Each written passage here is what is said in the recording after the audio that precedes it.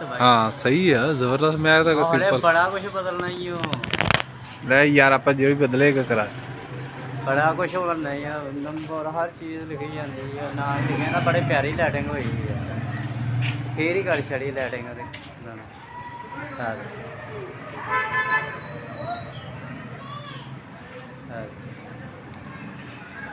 ਉਹਦੀ ਵੀਡੀਓ ਕਹਿ ਰਿਹਾ ਜੀ ਭਾਈ ਕਰਾ ਦੋ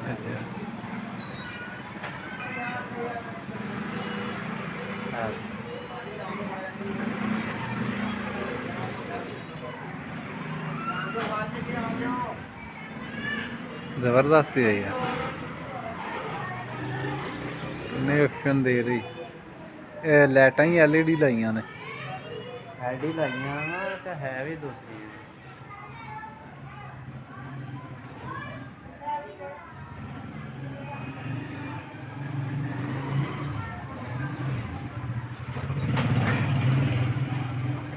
ਅੱਗੇ ਬਣਾ ਕੇ ਲੈ ਕੇ ਆਵਾਂ